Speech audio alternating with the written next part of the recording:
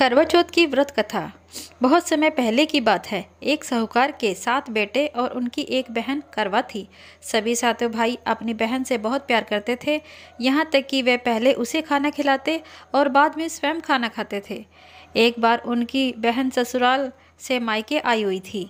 शाम को भाई जब अपना व्यवसाय बंद कर घर आए तो उनकी बहन बहुत ही व्याकुल थी। सभी भाई खाना खाने बैठे और अपनी बहन से भी खाना खाने का आग्रह करने लगे, लेकिन बहन ने बताया कि उनका आज करवा चौथ का निर्जला व्रत है।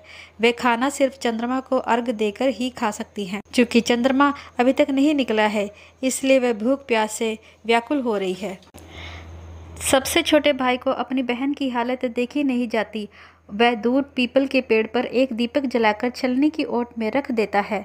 दूर से देखने पर वह ऐसा प्रतीत होता है जैसे चतुर्थी का चांद उदित हो रहा हो।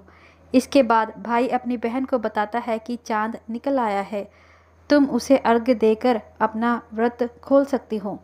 बहन खुशी के मारे सीढ़ियों पर चढ़कर चांद को देखती है, उसे अर्घ्य देकर खाना खाने बैठ जाती है। वह पहला टुकड़ा मुंह में डालती है तो उसे छींक आ जाती है, दूसरा टुकड़ा डालती है तो उसमें बाल निकल जाता है। जैसे ही तीसरा टुकड़ा मुंह में डालने की कोशिश करती है तो उसके पति की मृत्यु का समाचार उसे मिलता है। वह बौखला जाती है। उसकी भाभी उसे सच्चाई से अवगत कराती है कि उसके साथ ऐसा क्यों हुआ है। करवा चौथ का व्रत गलत तरीके से टूटने के कारण देवता उससे नाराज हो गए हैं और उन्होंने ऐसा किया है उसके साथ। सच्चाई जानने के बाद करवा निश्चय करती है कि वह अपने पति का अंतिम संस्कार नहीं होने देगी और अपने सतीत्व से उन्हें पुनर्जीवन दिलाकर रहेगी। वह पूरे साल तक अपने पति के शव के पास बैठी रहती है, उसकी देखभाल करती है, उसके ऊपर उगने वाली सुई नुमा घास को वह एकत्रित करती जाती है। 1 साल बाद फिर करवा चौथ का दिन आता है। उसकी सभी भाभियाँ करवा चौथ का व्रत रखती हैं। जब भाभियाँ उससे आशीर्वाद लेने आती हैं तो वे प्रत्येक भाभी से यम सुई ले लो, पिया सुई दे दो, मुझे भी अपने जैसी सुहागन बना दो, ऐसा अनुग्रह करती हैं।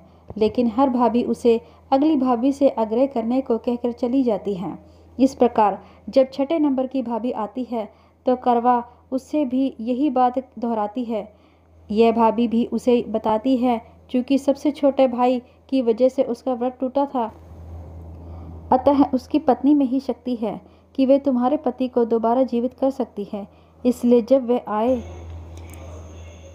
तो तुम उसे पकड़ लेना, जब तक वह तुम्हारे पति को जिंदा ना कर दे, उसे नहीं छोड़ना। ऐसा कहकर वह चली जाती है। सबसे अंत में छोटी भाभी आती है। करवा उनसे भी सुहागिन बनने का अनुग्रह करती है, लेकिन वह टाल मटोल करने लगती है। इसे देख करवा उन्हें जोर से पकड़ लेती है और अपने सुहाग को जिंदा करने के लिए कहती है।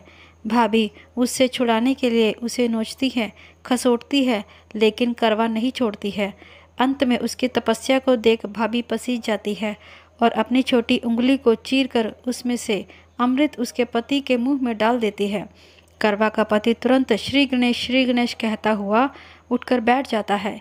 इस प्रकार प्रभु कृपा से उसकी छोटी भाभी के माध्यम से करवा को अपना सुहाग वापस मिल गया। हे श्री गणेश, माँ गौरी, जिस प्रकार करवा को चिर सुहागन होने का वरदान आपसे मिला है, वैसे ही सब सुहागनों को